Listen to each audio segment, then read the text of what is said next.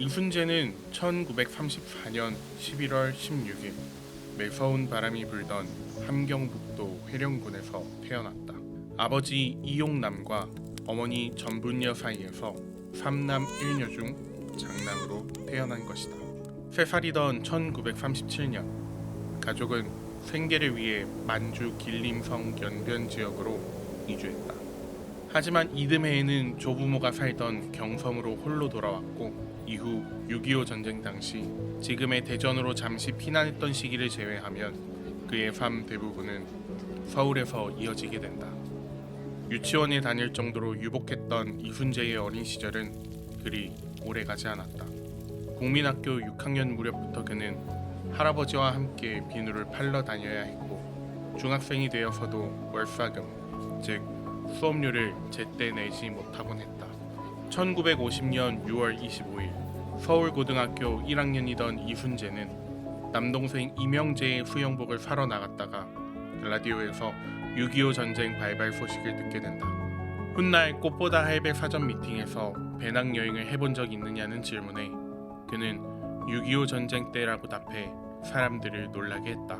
전쟁 때문에 떠나야 했던 그 피난길이 그의 삶에서 첫 번째 배낭여행이었던 셈이다.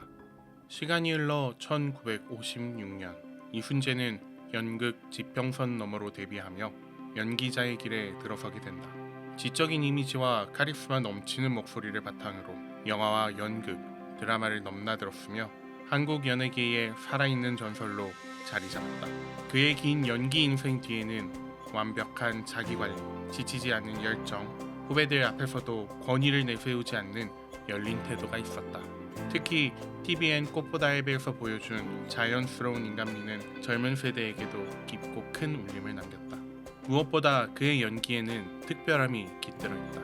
장, 단음 구별이 살아있는 옛 한국어를 완벽하게 구사하는 몇 안 되는 배우로 박근영, 윤여정과 함께 전통적 연기 문법을 지켜낸 대표 주자로 꼽힌다.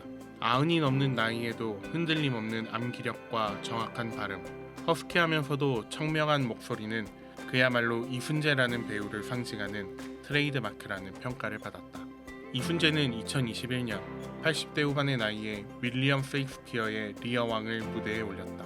3시간 넘는 공연을 완벽히 소화하며 최고령 리어 왕이라는 새로운 기록을 세운 것이다. 이듬해에는 안톤 체호프의 대표작 갈매기의 연출을 맡아 새로운 도전을 멈추지 않았다. 연극, 드라마, 영화 이 세 영역을 모두 완벽히 섭렵한 배우는 한국에서 손에 꼽을 정도다. 한국 방송 역사의 산 증인이라 불리는 그는 60년이 넘게 대한민국 대중문화예술 발전에 기여한 공로를 인정받아 2018년 은관문화훈장을 받기도 했다. 이정재, 김태희, 이서진, 이승기부터 이덕화, 유동근, 최수종까지 세대를 막론한 수많은 후배들이 그를 멘토이자 롤모델로 꼽는다. 2018년 3월 한국 사회를 뒤흔든 미투 운동의 바람이 거세게 불었다. 많은 배우들이 침묵을 택했지만 이순재는 결코 침묵하지 않았다. 미투 운동을 접하고 제 자신을 돌아보는 계기가 되었습니다. CBS 라디오 인터뷰에서는 더 솔직했다. 가해자로 지목된 분들, 다 아는 분들이라 깜짝깜짝 놀랐습니다. 설마 했는데 사실이더군요. 관객들과 국민들께 정말 죄송하고 미안합니다. 그의 발언은 거기서 끝나지 않았다. 성폭력 피해로 꿈을 접어야 했던 후배들을 향해 따뜻한 위로를 전하기도 했다. 여러분 잘못이 아닙니다. 지금이라도 늦지 않았다고 생각하는 사람들은 다시 무대에 설 수 있어야 합니다. 반면 가해자들을 향한 그의 목소리는 단호했다. 이 분야를 다 떠나야 합니다. 끝을 내야 하지 않겠습니까? 깊이 반성하고 평생 그렇게 살겠다고 약속했다면 그 약속을 지키십시오. 나 죽었어 하고 평생 엎드려 있으십시오. 같은 해 4월 한 캠페인 행사에서 어린아이가 이순재에게 물었다. 할아버지, 미투가 뭐예요? 그는 아이의 눈을 바라보며 부드럽게 답했다. 그런 말을 알 필요도 없고 생각할 필요도 없단다. 너희 시대에는 그럴 일이 절대 없을 테니까. 2019년 3월 버닝썬 게이트가 사회를 뒤흔들었다. 영화 로망 기자회견장에서 관련 질문이 쏟아지자 그는 준비된 듯 담담하게 입을 열었다. 연예인은 공인은 아니지만 행위 하나하나가 전파성이 있어요. 조심하고 절제해야 합니다. 그의 목소리가 조금 더 높아졌다. 연예인에게 무슨 특권의식이 있습니까? 특권의식은 결국 의식의 문제입니다. 젊은 연예인들을 향한 걱정도 숨기지 않았다. 착각하는 친구들이 많더군요. 내가 연예인인데 자유분방하면 어때? 그게 예술이지 라는 식의 주접을 떠는데 그러면 안 됩니다. 가수 승리를 언급할 때 그의 표정이 한층 더 진지해졌다. 30살밖에 안 됐는데 주변에서 이거 하자 저거 하자 부추기면 잘못 말려들 수 있어요. 우리 선배들도 예전에 그러다 거덜난 사람 많았습니다. 내가 젊었을 때는 먹고 살기가 힘들었지만 지금은 그렇지 않잖아요. 자기 관리 잘하고 좋은 연기, 좋은 노래 하면 됩니다. 왜 그런 사업을 하는지 이해가 안 돼요.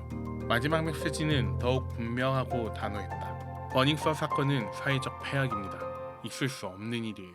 철저하게 자기 관리를 하고 주변의 유혹을 이겨내야 합니다. 책임의식을 가지십시오. 90평생을 올곧게 살아온 한 어른이 전한 진정어린 따끔한 경고이자 조언이었다. 하지만 그는 호통만 치는 사람이 아니었다. 칭찬할 때 누구보다 진심으로 그리고 놀랄 만큼 유쾌하게 칭찬하는 사람이었다. 범죄도시2가 흥행가도를 달리던 어느 날 그는 환하게 웃으며 말했다. 마동석 때문에 내 영화가 길을 못 펴요. 농담처럼 던진 말이었지만 후배에 대한 애정과 자부심이 묻어났다. 방탄소년단을 언급할 때는 더욱 신이 났다. 조 바이든 미국 대통령이 우리 방탄소년단을 부를 줄 누가 알았겠어요. 엄격한 스승이자 따뜻한 선배. 잘못에는 단호했지만 후배들의 성공에는 누구보다 기뻐하는 사람. 바로 이순재였다. 정치는 그가 처음부터 꿈꾸던 길은 아니었다. 그렇게 그는 민주정의당에 입당했다. 1988년 제13대 총선에서 민주정의당은 그에게 서울 중랑구 갑 출마를 제안했다. 연고도 없는 지역이었고 무엇보다 선거 자금도 부담이었다. 난색을 표하던 그에게 당은 선거비용 전액 지원을 약속했다. 하지만 적극적인 선거운동을 하지 않았던 탓일까? 결과는 근소한 차이의 패배였다. 평화민주당의 이상수 후보에게 32.3% 대 31.4%, 단 759표 차이였다. 4년 뒤인 1992년 제14대 총선, 이번에는 민주자유당 후보로 같은 지역에서 다시 도전했다. 상대는 또다시 이상수였다. 그러나 결과는 달랐다. 48.7%의 득표율로 국회에 입성한 것이다. 이후 1993년에는 민자당 부대변인을 잠시 맡기도 했다. 그런데 시간이 흘러 흥미로운 일이 이어졌다. 두 번의 선거에서 치열하게 경쟁했던 이상수와 그 과정에서 친해진 것이다. 2005년 이상수가 열린우리당 후보로 재보궐선거에 출마했을 때 이순재는 선거후원회장을 맡아 그를 도왔다. 한때 보수정당 의원이었던 그가 진보정당 후보를 돕는 모습을 보고 많은 사람들은 놀랐다. 그러나 그의 선택은 단순했다. 사람을 보고 관계를 맺는 평생 이어온 그의 방식이었다. 1995년 이전까지만 해도 국회의원이 연예 활동을 겸하는데 별다른 규정이 없었다. 이순재 역시 의원 신분으로 드라마 제3공화국 대개 남편은 어떠십니까에 출연했다. 당시 정당들이 배우를 이른바 얼굴 마담처럼 영입하던 분위기였기 때문이다. 하지만 공무원의 겸직 문제를 둘러싼 논란은 계속됐고 결국 1995년 14대 국회 임기 중 연예활동 겸직 금지 규정이 명문화되면서 그는 방송 활동을 잠시 중단해야 했다. 1996년 그는 정계를 은퇴하면서 탈당했고 이후로는 어떤 당적도 갖지 않았다. 그러나 정계를 떠난 뒤에도 대선 때마다 그의 선택은 언제나 화제가 됐다. 15대 16대 대선에서는 이회창 후보를, 17대는 이명박 후보를, 18대 대선에서는 박근혜 후보를 지지했다.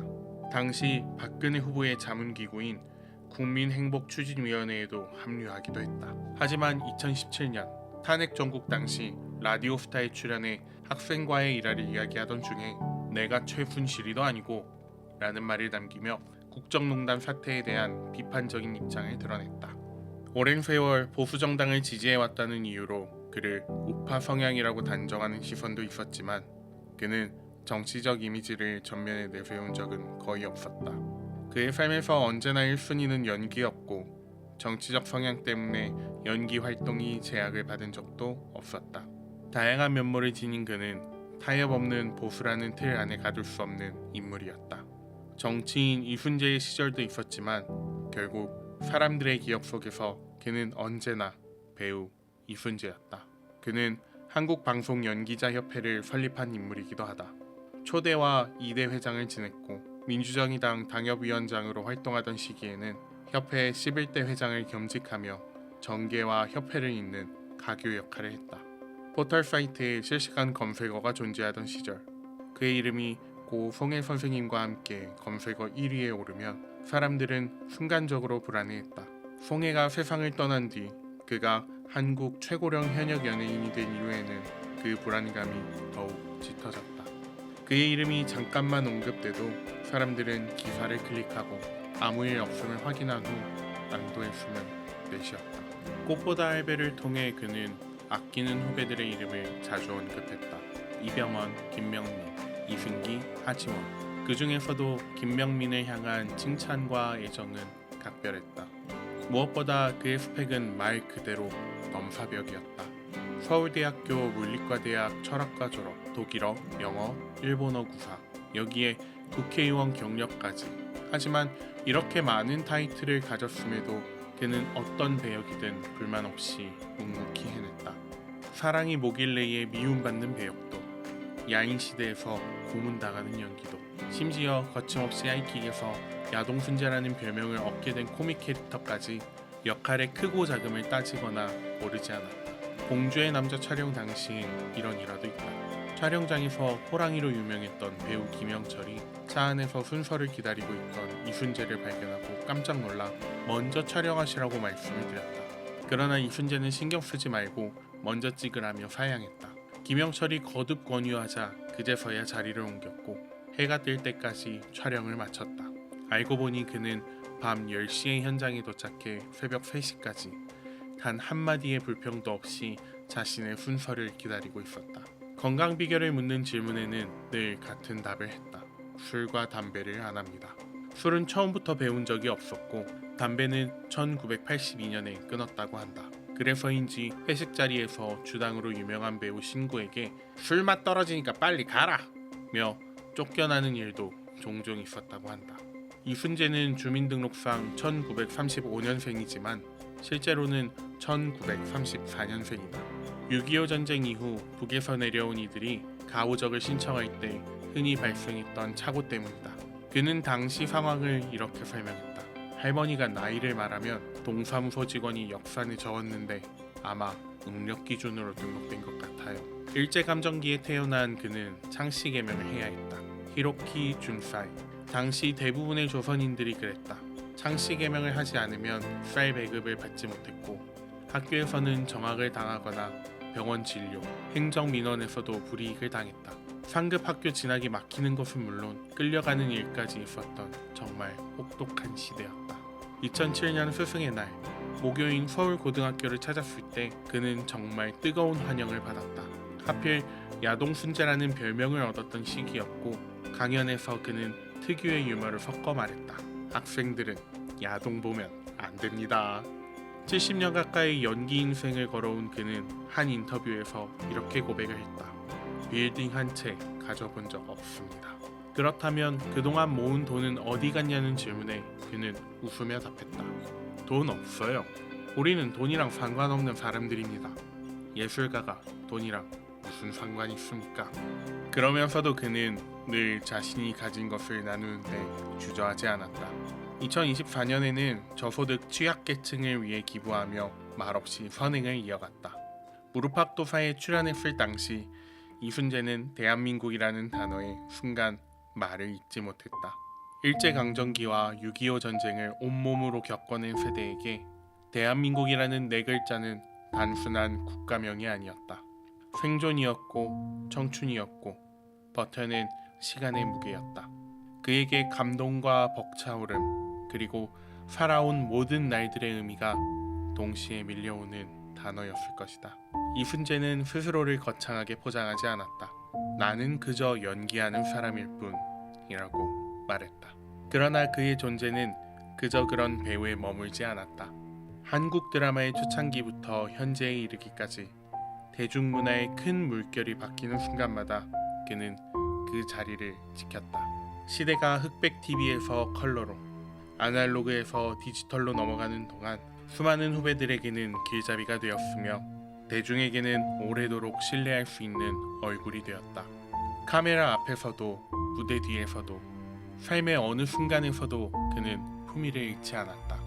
그가 존경받아온 이유는 뛰어난 연기력만이 아니라 그의 생 자체가 하나의 메시지였기 때문이다.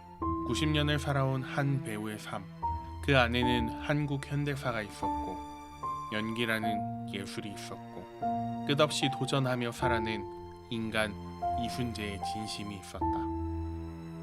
삼가 고인의 명복을 빕니다.